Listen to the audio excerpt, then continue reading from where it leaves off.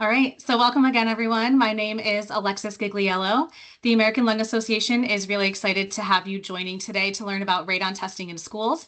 So I'll first quickly discuss how we'll spend our time here today, and then we'll highlight some school testing requirements, and I'll introduce our speaker from the Energy Association of Iowa Schools. So let's get started.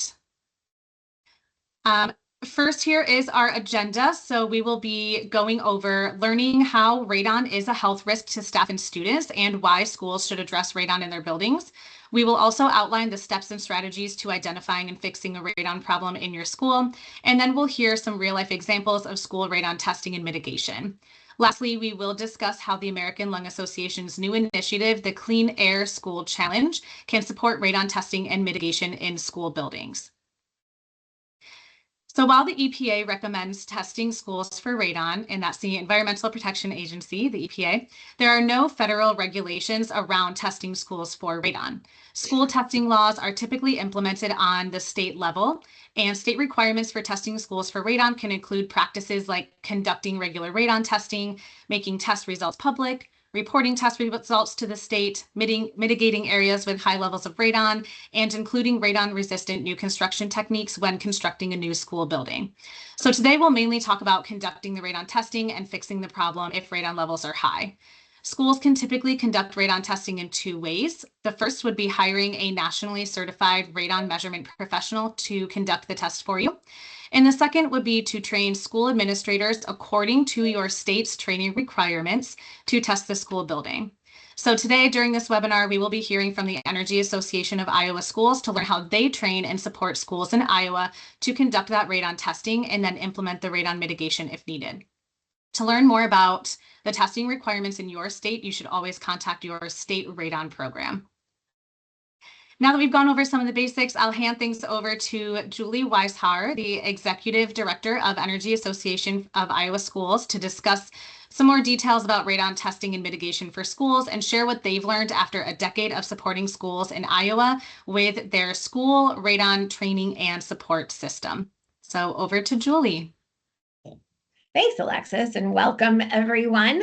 I can see the folks that are attending to the right. I can't tell where you're all from, but we'll actually ask that. Maybe, let's talk about the Q&A portion on the side since we don't have a chat, right, Alexis?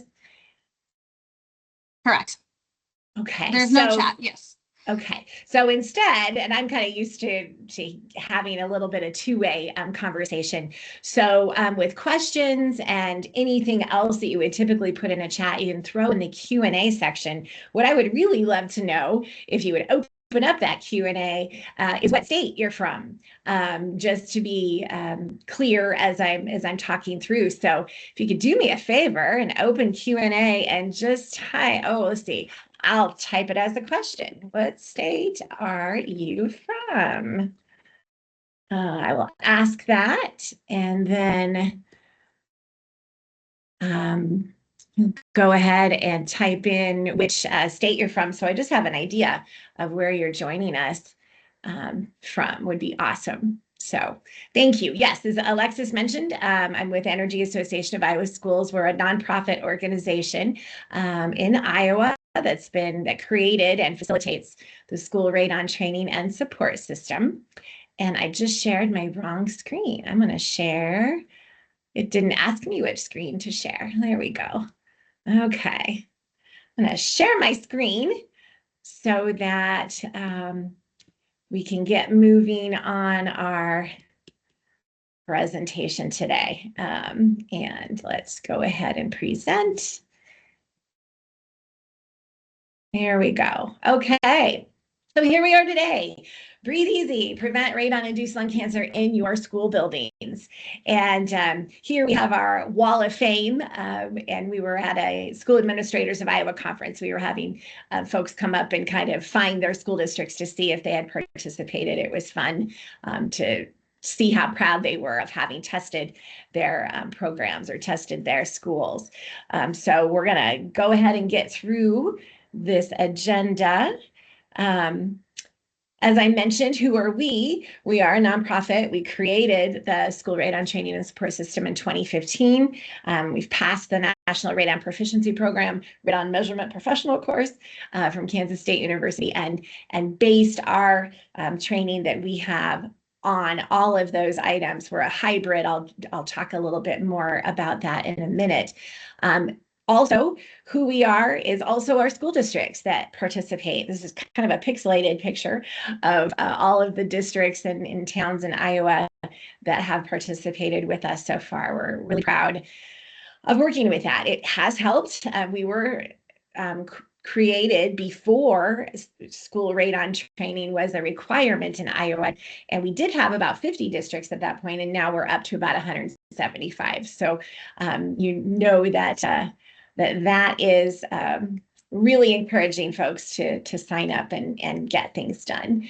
So as Alexis mentioned, here are our objectives for today. I'm not going to read through all those again. What we're really able to do today is provide that human feel, the real life examples about all of this. Because if you're familiar with radon at all, you know that it's not the most exciting thing. It's very serious, but we do have real life situations that make it a lot easier to learn.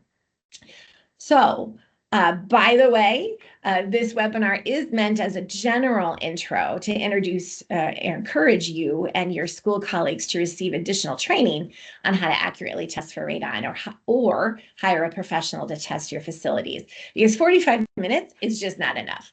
So I just wanted to make that comment. And I don't know, I haven't been able to keep track of the questions or the answers for the states.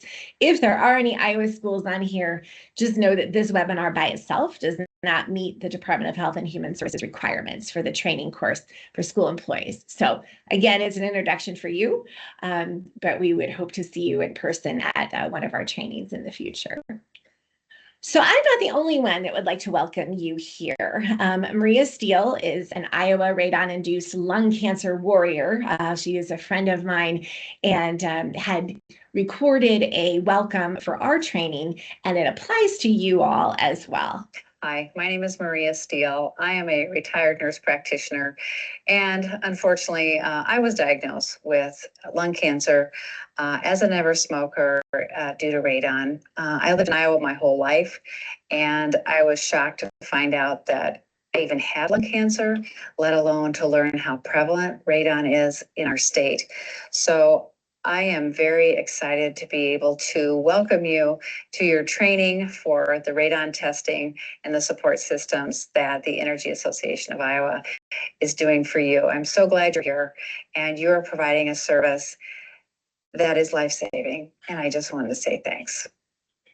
So talk about personalizing this. There are real people. We are here to prevent lung cancer today and save lives.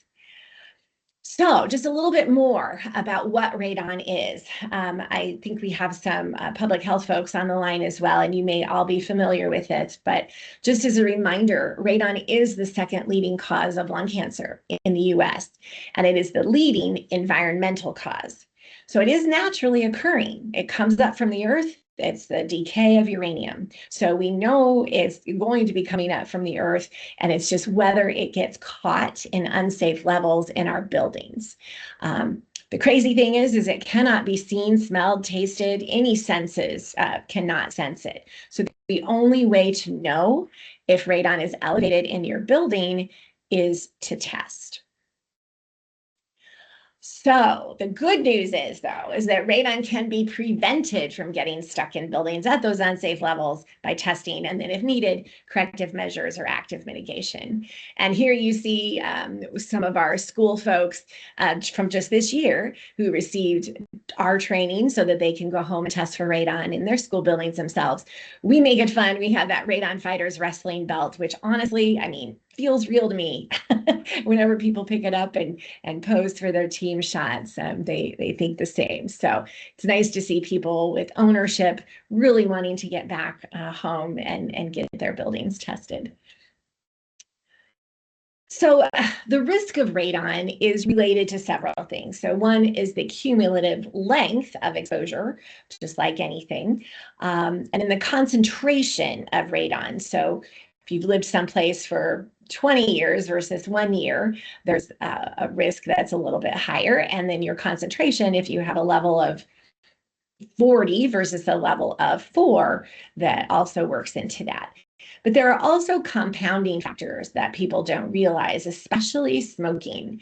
And so if somebody's a smoker and has elevated radon, their risk is about 7 times more than it would be if they didn't smoke. And so that's something that's kind of hard to talk to a large group about, because I know that a lot of times the folks in there are smokers and they kind of get a look on their face, but I want them to know the facts. So I want you all to know that too.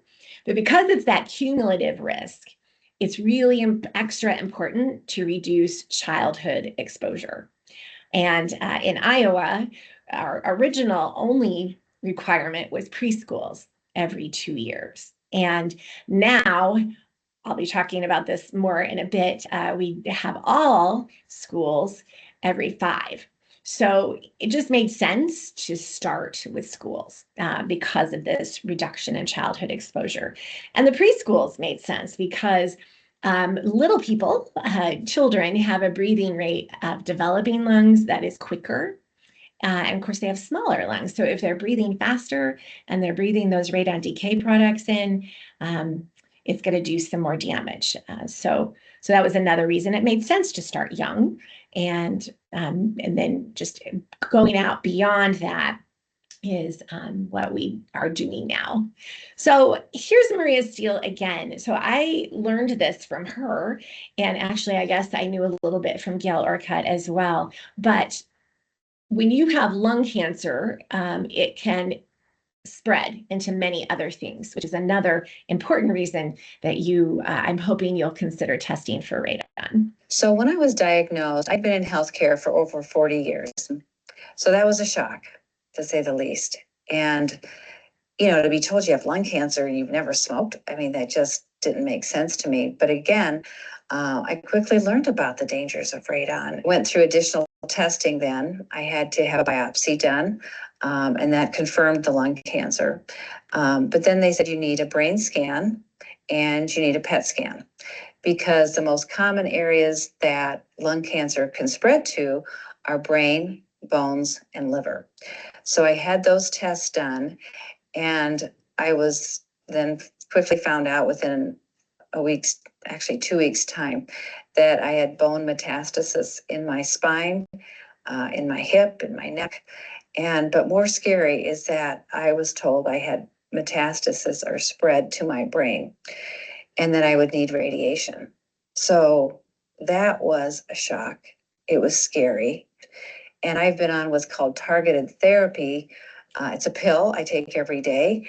And I've had some setbacks, but yet overall, I've done well. So as if we needed another reason to prevent lung cancer, right? That gives you some more reasons so that it doesn't spread to other places. Maria is doing remarkably well, but I know it hasn't been without a lot of struggles, like anyone going through treatment. And let's go here. There we go. So why and what as a part of our radon presentation? So Maria's talked about the effects.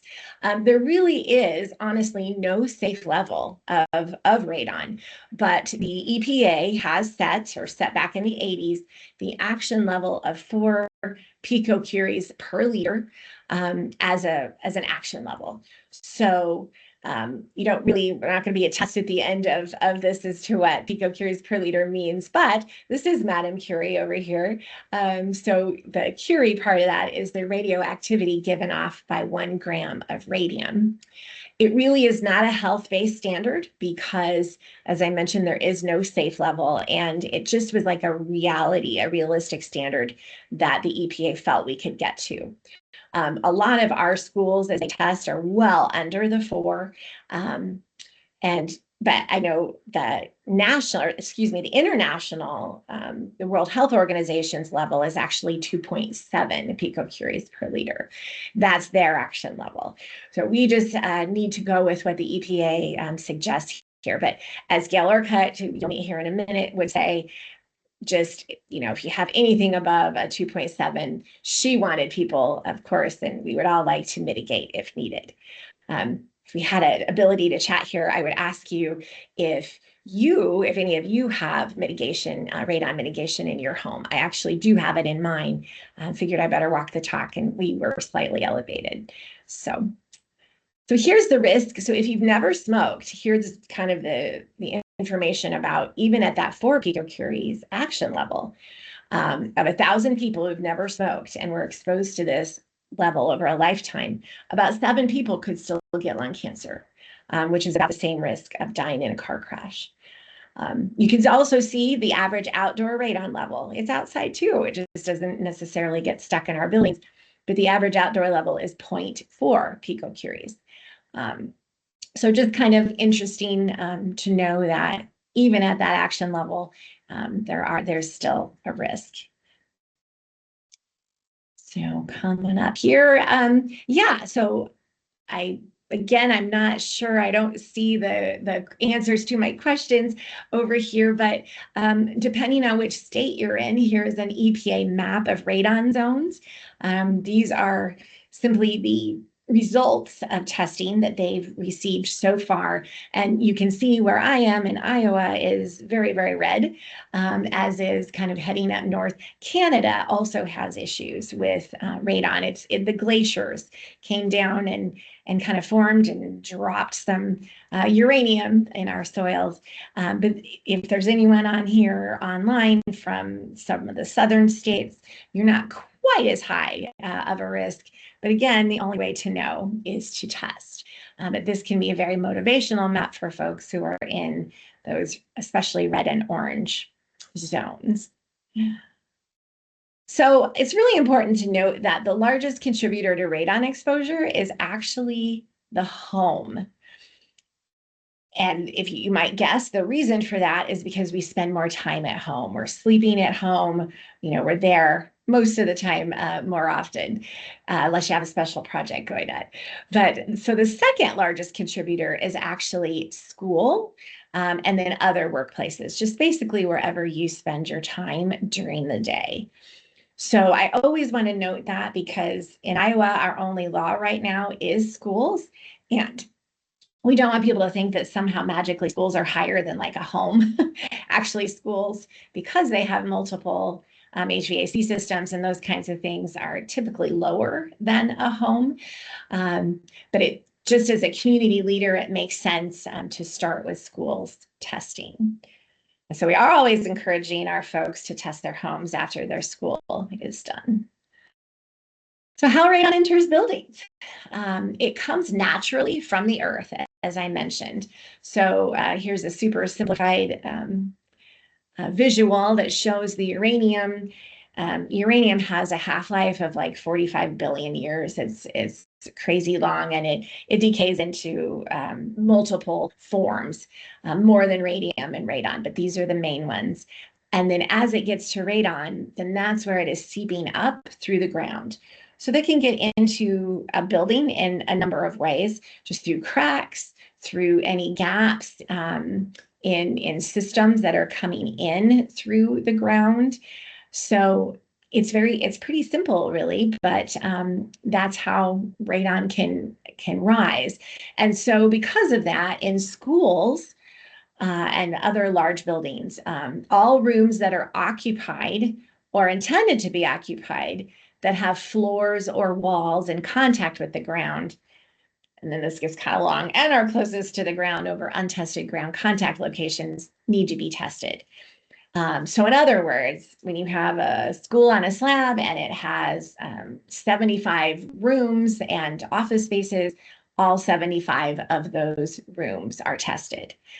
Plus, if that building happens to have multiple floors, they do suggest, as the radon, the national protocol, testing 10% of any occupied rooms on the upper floors.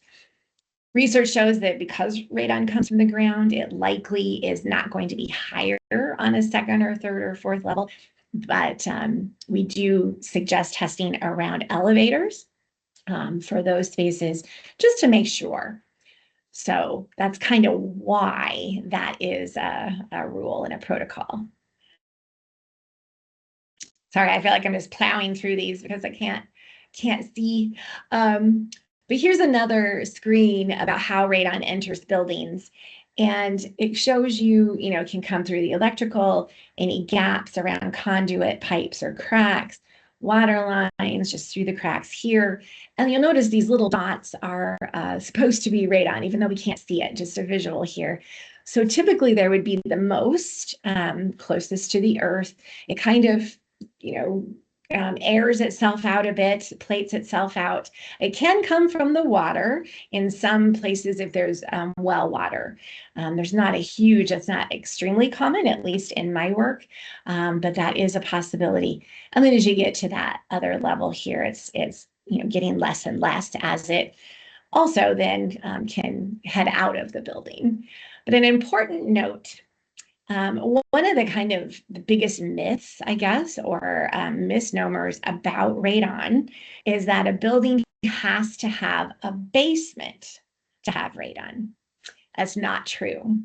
Anything in any kind of contact with the earth, whether it's dug into the earth as a basement or not, can have radon. Even a mobile home that is sitting above the earth and not even on the earth can have radon if there's a skirting around it and there's radon coming up into that. So anything can actually have radon. So I just wanted to be sure to highlight that and make sure we hopefully start to get that accurate information out there. All right. So typically what I do in training is I will show this picture of schools and ask, which building do you think would have the higher level of radon? And as you can see, this is an extremely old building. This is a fire escape coming out of there as a slide. So a lot of people, just because we seem to have in our minds, that old buildings are the worst for everything, a lot of people will guess the old building. In reality, it was this newer building down here, it's still not very new, that had elevated radon. And of course, the moral to that question and that story is the only way you can know is to test. But you definitely cannot guess based on building age. We actually have just as many elevated radon readings from brand new buildings. And that's because they're more energy efficient. So that hurts my energy efficient heart to say that there's a bad thing to energy efficiency. But when a building is tighter, of course, radon can't get out of it. So we just need to be sure to take care of that in other ways. Okay, now we mentioned at the beginning that there are specific requirements that vary by state. And so I want to introduce to you Gail Orcutt. She is the person who got the work done and personalized and fought hard and got the school radon training or the school radon law passed. So we'll hit play here.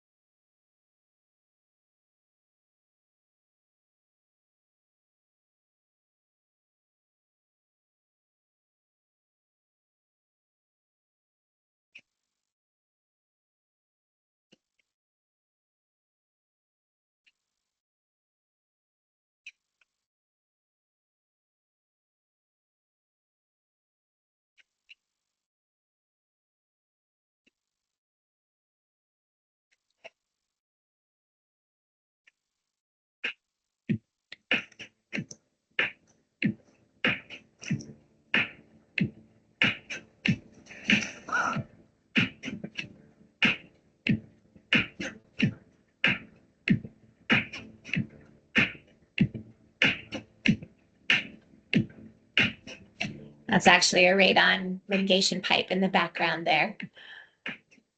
we are going to be preventing lung cancer in years and decades to come.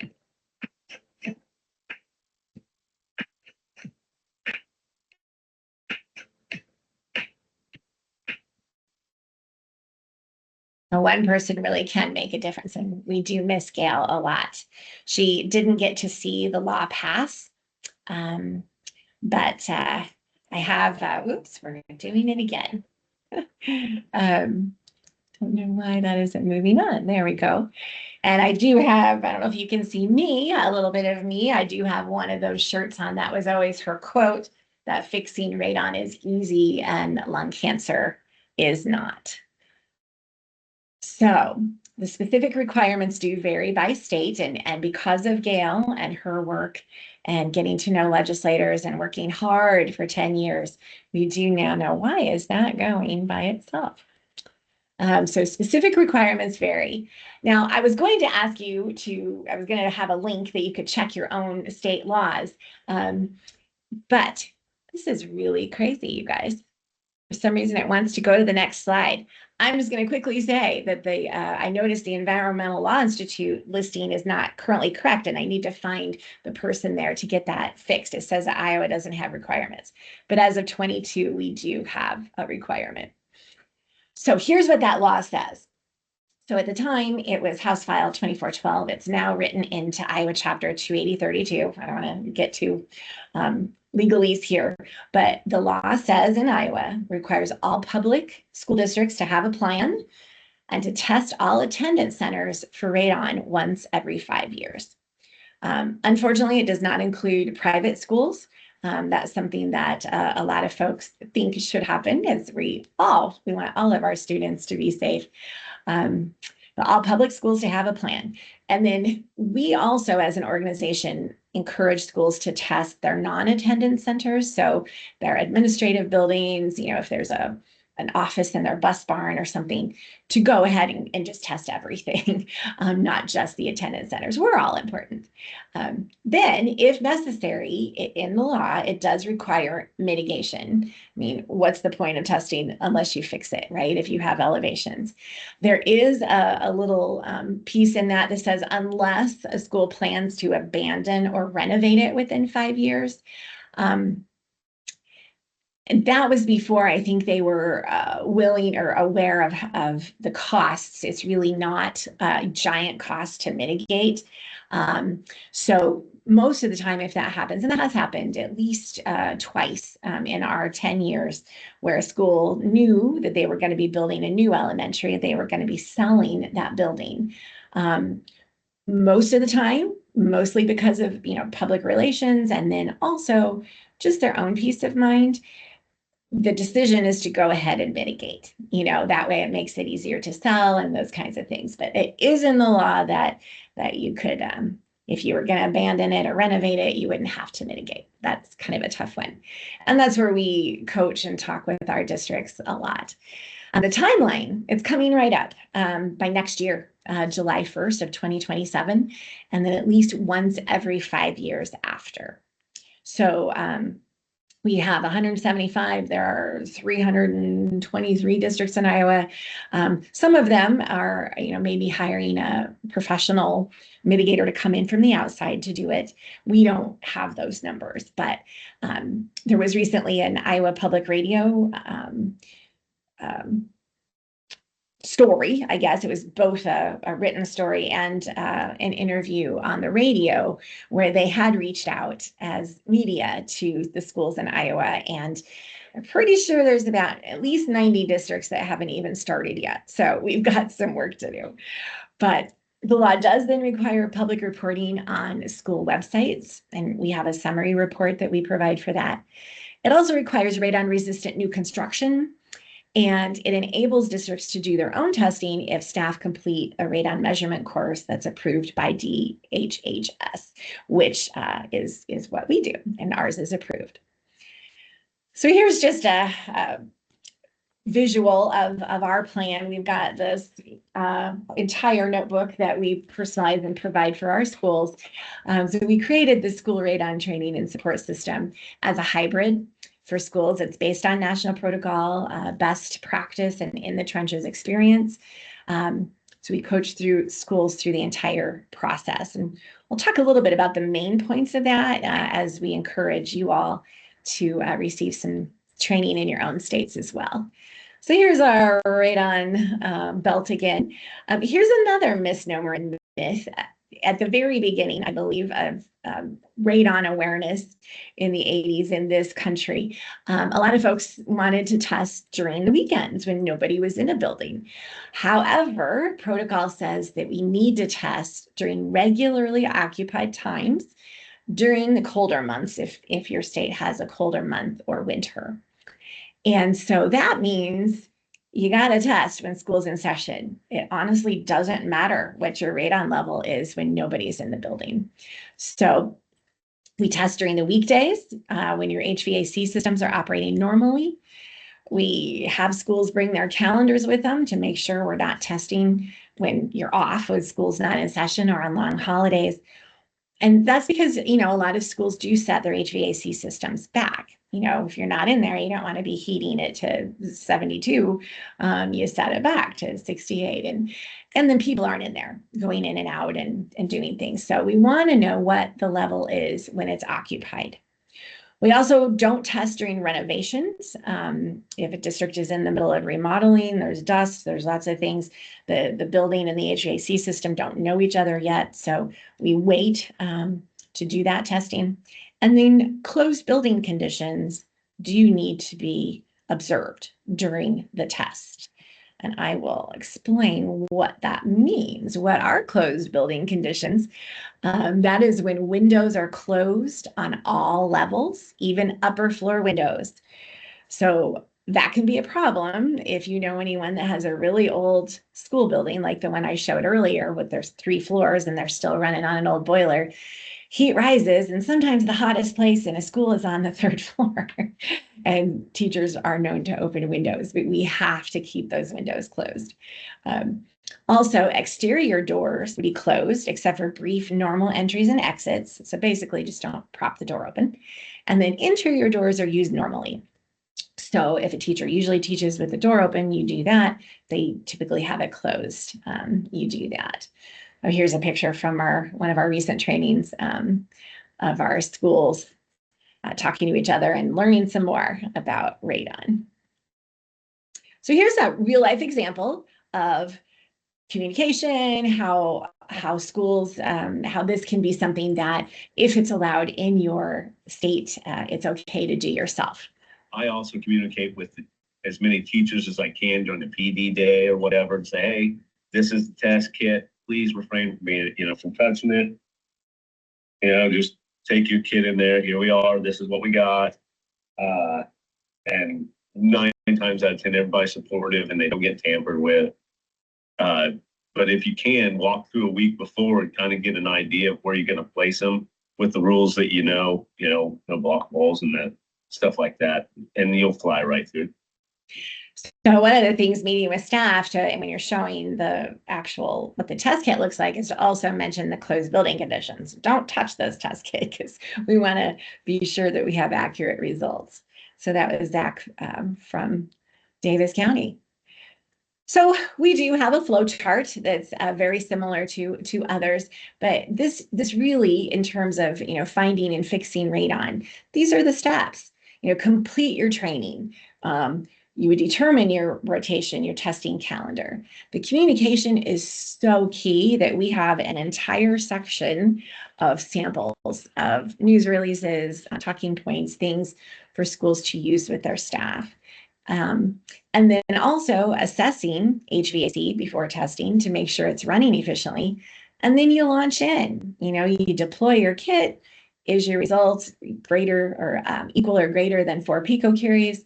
If yes, you take corrective measures, and there are many corrective measures that can be taken, like adjusting your ventilation, sealing any cracks, dry drains. There's lots of things that we talk through, and then you test again per protocol. You average that, and so this is just a little piece of that, but there are very clear and organized ways to go through the process. Another real life example from one of our students. It's really, I mean, yeah, when you first look at it and we're seeing, oh, this is what I got to do, and I got to track these logs. I mean, it can seem a little overwhelming, but really, with the help you can get from your support person and everything else, after you do it the first year, it's really a piece of cake once you get it down. I mean, just get yourself a card, put all your stuff on it, your string, tape, whatever you need, and have it all right there. And yeah, I mean, it's actually pretty simple. You'll feel a little foolish after you get done that you was sweating it. So a lot of our schools, the first year they do it, you know, it is a little bit stressful. You've got this data log, all of these things to track that we assist with. But like Todd mentions, it's not rocket science. We just need to do it correctly and make sure we get those accurate results. He did mention tape for hanging test kits, which we do not suggest because that typically won't hold the test kit up. But we've had a few schools have to use it in certain situations. So after those results are done, just a real life example. The lab sends us the results. We go through it, or if you were doing your own, you would go through it. And, you know, it's one thing when you see an example on a piece of paper with a bunch of numbers. It's yet another thing when you can chart it out. So this is actually a school that was only 4 years old, and they had some elevations. So charting it out, when we had a Zoom to talk about it, and I asked, you know, the facility manager, okay, so we're okay on this side of this wing, but over here, we've got a 5.4 and, you know, 4.9. Talk to me about this. So he talked about the air handler. There's one air handler that runs that whole area. We talked through, you know, there's return air from the air handler that comes up here. And, oh, this is a locker room office, which then there could be a dry drain over here. Maybe it's coming from there. So we talked through it. And finally, he said, you know, that little tiny square in the corner is a roof drain. So it's all drywalled in, it's coming down. He said maybe when they were finishing construction, maybe they didn't fill the spaces between the concrete and the drain. So in other words, there could be a big gap in there that's going straight down to the earth. So Kevin actually dug into that and found that that was the case, was able to fill that with some silicone. And when we tested again, it actually brought it below the action level. So it's really important to have good floor plans so that we can map things out. And that would be important for you as well. But just to give you an example of the problem solving process, that's what we end up doing. So some more real life numbers as we start wrapping up here, and so I can hand it back over to Alexis. But as I mentioned, roughly 175 school districts in Iowa have tested with our school radon training and support system, which we're very proud of. And then we also recognize that there are 325 or so total public school districts in Iowa. So I think we're going to be very busy next year. Of those, if you're wondering, so, and here's Christy at one of our schools. This is a radon mitigation pipe. Of the schools that have tested, 42% have initial elevations that are at or above the 4 picocuries per liter. And so that's when we go through the process that I just walked you through. And of the 42%, then around 15% have needed to complete an active mitigation like this pipe here. And in Iowa and probably across the whole nation, that needs to be completed by a licensed radon mitigator. So, you know, as you might imagine, schools are very concerned when they start, like, yeah, are we going to find it? What's the chances? So in Iowa, anyway, here are our numbers. Now, our highest results from radon testing for a long time was actually a 17 picocuries per liter. And that was actually in a school district that was already mitigated, interestingly enough, in a building.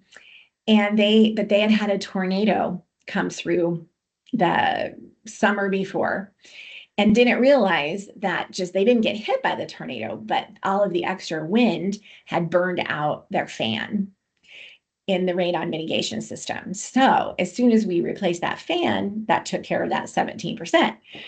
Then just a few years ago, we have a new record here. It's 40 picocuries, so 10 times the EPA's amount per liter. And they were able to fix that very quickly. And, there are examples, not to my knowledge, in Iowa that are higher. There are definitely examples of much higher picocuries per liter, but those are our real life numbers, in case you're wondering. Oh, and Maria is here to help us get ready to head out here. Let's get ready to test for radon. She has the best energy and she's just super fun. She really liked our belt. Here we go. Let's get ready. We're gonna see it again. Test for radon. All right. So to kind of bring it all back together to the title of our session is, breathe easy, become a radon fighter. Energy Association of Iowa Schools currently trains schools in Iowa, trying to get through this law. If there was ever any interest, depending on the state ruling and things like that, we could provide this very same training in other places. So if that is something that you think would be a good idea, feel free to contact me at my contact info there. But trust me, we're plenty busy. Here's our group from October 22nd, standing outside and doing the whole "we are radon fighter" moves. So this is where, at the end, I love the expression on the facility manager's faces here. What are your questions? And I will end the show and stop sharing so that we can get some questions. And there are no silly questions. Thanks, Julie. And I don't have any brand new questions in the chat, so we'll give it a second to, if anyone wants to input their questions in the Q&A, go ahead and do so now. But I can just give a little recap.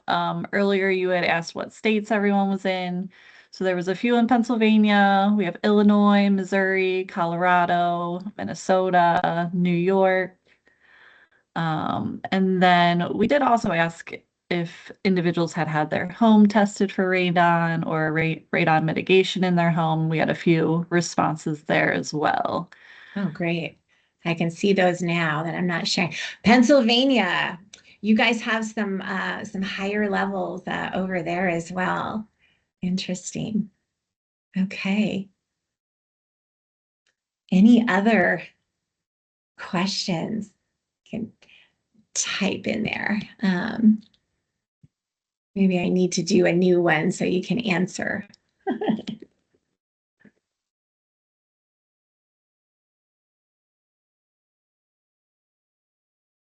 Okay. Wait time on video classes is always interesting. Okay. Well, maybe we can let Alexis go on, and if you guys have some questions for me, you can type them in the Q&A, and then we can get to that after. Yeah, that sounds great. Thanks, Julie. So I know I've said this a few times, but the Q&A is open. Feel free to put any questions or comment if you haven't yet off of some of the questions that we have done too. I actually do see a question, so I can go ahead and ask you, Julie, if that works for you. Yeah. One of the questions, are there any incentives and or what happens if schools don't test in Iowa? So in Iowa, this was actually the topic of that NPR article that I mentioned earlier, IPR. There is not a lot of repercussions at this point. The Department of Education is going to have this as a question on the desk audits that they do of schools. Have you tested? Are you meeting the law? At this point, they are working to clarify, so what's going to happen if we don't? And there are no, like radon police running around. So there are a few schools, as you might imagine, that are like, yeah, I'm just not going to do it. We're really working to get through to them. I do think most of them, once they realize the benefits and, really what all is good about it, they will do it. And I don't think they're doing that on purpose, as they have so many bazillion other things going on, So there's not a lot of repercussions that way yet anyway. And in terms of incentives, Alexis is going to talk, this is a great segue, into a potential national incentive through the Clean Air Challenge that could tie in to the radon piece. But Iowa, unfortunately, the legislature passed this as an unfunded mandate. And that's another reason schools are annoyed, as you might imagine. But, and there are no incentives. In the past, before it was a requirement, we were able to write some Iowa Cancer Consortium grants, and we did have a few little incentives that were very helpful at the beginning. But right now, the only incentive we have, I think, is the Clean Air Challenge. Thanks for the question. Thanks, Julie. And yes, that was a great question. That is also the only question that I see so far. So I will go ahead and share a little bit of information about that Clean Air School Challenge, and then feel free to continue putting questions in the Q&A, and we will come back to them with a few minutes, hopefully, at the end as well. All right. So thank you, Julie, for all of that really great information. I think Iowa's a really great state to learn about how the program is working. All right. So to round this webcast out today, I'll be sharing a little bit more information about some radon resources that the Lung Association has available on our website, as well as that Clean Air School Challenge that we have talked about a little bit. So the Lung Association does have a dedicated website for radon in schools, and this is really a nationwide site. So there aren't any really state-specific resources or information. You would need to go again to your state radon program or to programs like the Energy Association of Iowa Schools in your specific state to find assistance that way. But we do have some testing guidance documents, handouts, we have videos and some case studies. And then I've also included on this slide some resources that can be found through the Clean Air School Challenge, which actually is that case study that I just mentioned, along with some other supportive materials. You can access all of those resources, like I said, at lung.org/radon-schools. And the Lung Association does offer low-cost radon test kits for either schools in the states that do allow school administration to test their own school buildings, or for residents that are interested in testing their home for radon. So anyone here today, if you haven't tested your home for radon, we absolutely encourage that, and you can get affordable test kits at lung.org/radon-test. And now getting into our Clean Air School Challenge, to aid schools in the process of addressing indoor air pollution, such as radon, in their school buildings, the Lung Association launched the Clean Air School Challenge. Any K-12 public or charter school nationwide can sign up and will receive support and guidance as they work their way through one or more of the three program phases, which is assess, plan, and act. The end goal of this program is to have more schools across the country adopt a comprehensive, energy-efficient indoor air quality management plan. We meet schools where they're at in the energy-efficient indoor air quality journey, whether they have a previous IAQ plan or a previous assessment that was done or not. This program will really be a key player in addressing radon reduction in schools because it can provide technical assistance especially in those states where they don't have a program like the Energy Association of Iowa Schools, and it can help provide financial support for radon testing and mitigation. Participating schools will receive a few benefits. First and foremost, schools will receive education and training about school-specific IAQ challenges and topics with the aim of building their capacity to address indoor air quality issues and take steps towards developing that management plan. We will offer technical assistance in doing that and provide schools with recognition for their efforts as a leader in working towards improving indoor air quality in their school. Schools will also have an opportunity to work with a peer mentor or may join a learning collaborative. And they will also have access to other lung association programs and services like our lung health navigators or other programs that engage school staff, parents, and community members on respiratory related topics that are important in schools. And then finally, what is usually the biggest incentive is that schools may apply for mini grants. So this nationwide program is open to all schools, but there are some eligibility criteria to receive the mini grants. First, schools must be participating in the Clean Air School Challenge. Second, they must be a public or charter K through 12 school. And I think I said that incorrectly. All schools can join the Clean Air School Challenge, but just the public or the charter K through 12 schools are eligible for the mini grant funding. And finally, priority of the grant funds will be given to Title I tribal and rural communities. There are 3 levels of funding that align with the program phases that I mentioned, which are assess, plan, and act. And at each level, we fund individual schools, but up to 10 schools in the same district can be awarded money. A school can receive up to $9,500, and a district could receive up to $95,000, depending on which parts of the program that they participate in, take action on, or complete. So going through those phases a little bit to describe it a bit more for you all. The assess level funds are to support schools as they complete an indoor air quality assessment or an energy audit, such as radon testing. Plan level funds will help schools as they are developing and writing their energy efficient indoor air quality management plans.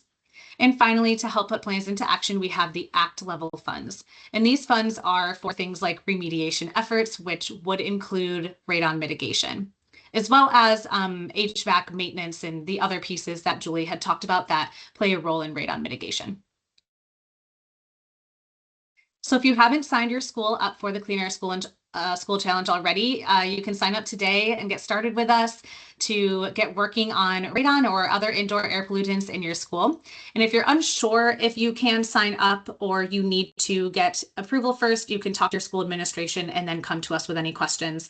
The Lung Association has developed several toolkits for teachers, students, school nurses, partners, coalitions, and more to help with all of these types of conversations that you might need to have. So you can really use these to guide your conversations with school staff or school leaders about the importance of clean indoor air quality in schools and about joining the Clean Air School Challenge or applying for those mini grant funds. The toolkit does also include some fact sheets, talking points, and template letters to help you gain support. And this training was developed as a part of the Clean Air School Challenge, and you can visit lung.org/cask for more information or reach out to the email cask@lung.org. And that leads us to the end of our presentation. So we will take another look at the Q&A here and see if we had any questions about the Clean Air School Challenge or about radon testing in your schools.